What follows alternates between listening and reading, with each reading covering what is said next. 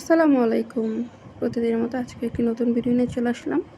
আশা করি সবাই ভালো আছেন। আলহামদুলিল্লাহ আমরাও ভালো আছি। তো আজকে সকালবেলায় ঘুম থেকে উঠে দেখি বৃষ্টি হইতেছে। একদম ভালো জোরেই বৃষ্টি হইতেছিল। পরে এই যে বৃষ্টি কমে গেছে।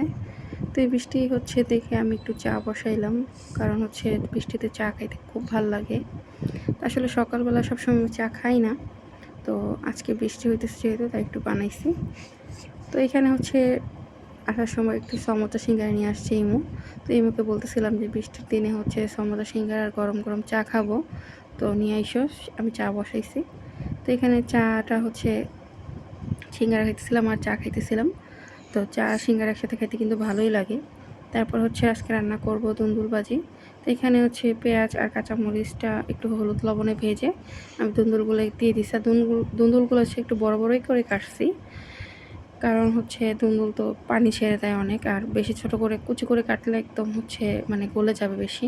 তারপরে এই যে কোনো পানি দিইনি, একদম গলে গেছে। চুলা অনেক বাড়ানো ছিল, দুন্দুলগুলো অনেক ফ্রেশ ছিল, একদম গলে গেছে। তো তারপর ঢেঁড়স ভাজি বসাই দিছি।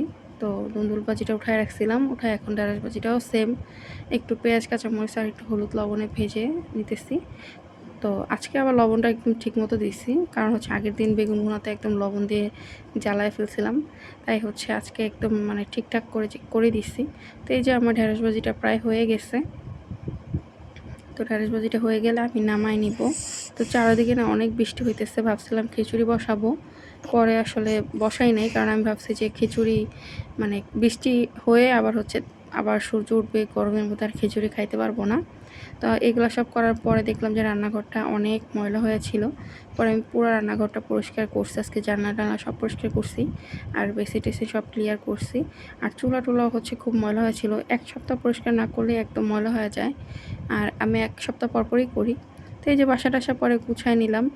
তো বাসা একবার গুছাইলেও আরও কয়েকবার গুছানো লাগে, আসলে বাচ্চা ছোট দেখে।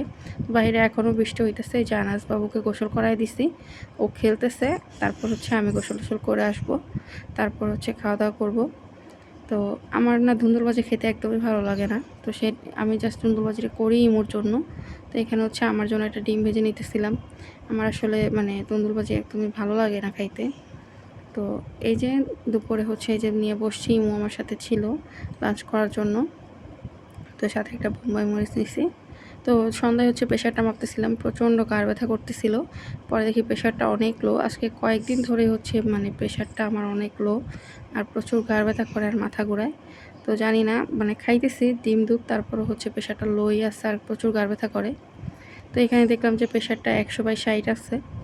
তো এখানে 2টা ডিম বসাই দিছি সিদ্ধ, যে প্রেশারটা যেহেতু লো তো ডিম খাই। আর এখানে ইমুর জন্য চাপড়ি করতেছি। ইমু বলতেছিল নাস্তা কী খাবে, তার ওইরকম ভেজাল করি নাই, আমার ভালো লাগতেছিল না, শরীর খারাপ লাগতেছিল।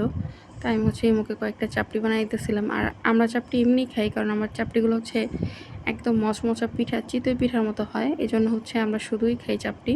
তো আমি ইমুকে বলছি যে তোমাকে কি তরকারি টরকারি দিব কি না, পরে বলছে না এমনি খাইতে ভালো লাগতেছে। তো এই যে আমি ডিমগুলো ছিলে নিয়ে আসছি, বসে বসে ডিম খাবো, আর আনাজ দেখতেছে এগুলো কি। ওরা আসলে দিলেও খাবে না। তারপরে নুডলস সিদ্ধ করছিলাম দুজনের জন্য, তো নুডলস খাই নিতেছিলাম। তো আজকের মতো ভিডিওটা এই পর্যন্তই। আল্লাহ হাফেজ।